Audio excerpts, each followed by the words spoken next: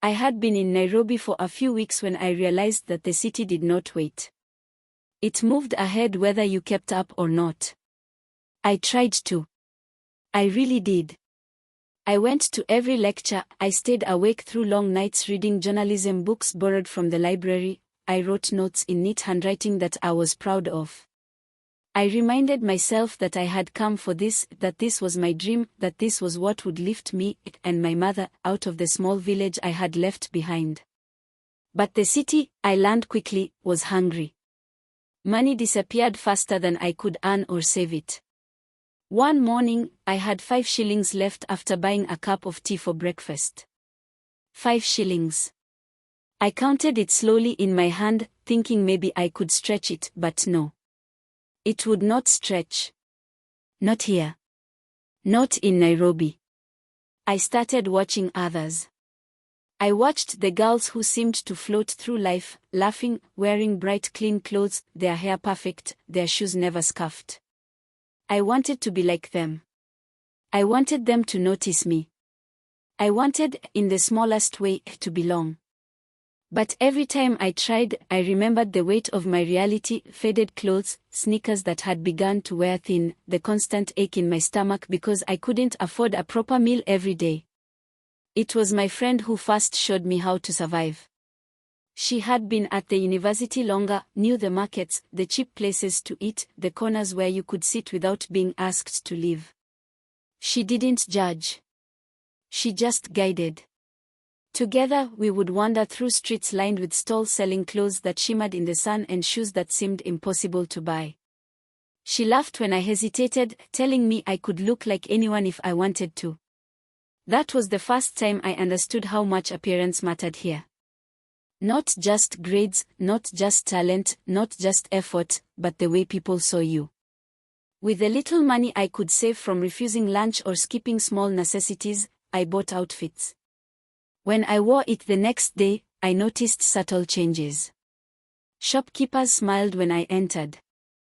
Girls in the lecture hall glanced at me as I passed.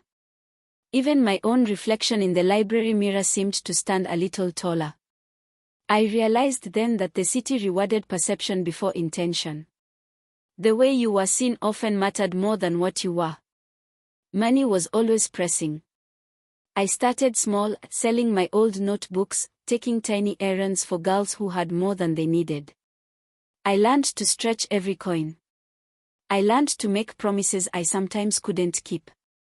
I started noticing that people were willing to help you if you knew how to ask, not always with words, sometimes with a look, sometimes with a smile. The nights were the hardest.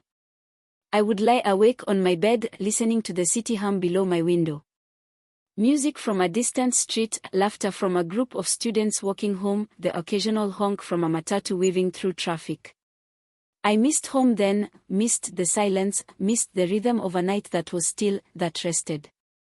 Here, the city never slept. And slowly, I realized I needed to learn its rhythm. One afternoon, I was walking through a crowded street when a man approached me. He smiled, friendly, and asked if I needed help finding something. I didn't answer at first. I had been taught to be polite but cautious. I had been taught to respect strangers. But the city had been teaching me a different lesson. I remembered my mother's face, the sacrifices she had made, the letter in my bag that told me I had a chance. And I nodded. I smiled. Just a small nod. The days blurred. I learned to move faster, to watch carefully, to speak less and observe more. I learned which stores were cheapest, which street corners were safest, which students were kind and which only noticed if you were like them. I learned how to survive, slowly, one choice at a time. Sometimes, I felt guilty. I would walk past my reflection in the shop windows and wonder who I was becoming. The girl who had left home full of hope, who believed in words and stories, who wanted to change the world with her writing, was she still there? Or had she already begun to trade herself for survival? At night, I would call my mother. I told her everything was fine, that classes were going well, that I was studying hard. I left out the meals I had skipped. I left out the worry that never really left me. She prayed for me every night, proud of the daughter who had made it to Nairobi. And I clung to that, knowing I couldn't let her down, not yet. My friend continued to guide me, showing me the small luxuries that could make a girl like me feel included, the perfect pair of earrings from a street vendor, a simple scarf tied in a new way, shoes that were clean, if not new. She laughed when I hesitated, saying, "You'll get there. You just have to learn the rules." And I did. I watched, I listened, I learned. By the end of my first month, I had started to understand the city better than I had expected. I knew the streets that were safe, the vendors who didn't cheat, the girls who would lend a hand, the ones who would smile at you but only if you had the right shoes. I was still careful, still cautious. But I had begun to move with the city's rhythm. And slowly, I felt the first flicker of confidence. Not the full-blown confidence of those girls, not yet. But enough to know that I could survive, enough to know that I could learn, enough to know that the city was teaching me something important. If you wanted to be noticed, you had to be willing to show a part of yourself that the world would respond to. I didn't yet know what that meant in full. I didn't yet know how far I would go, what compromises I would make, what parts of myself I might trade.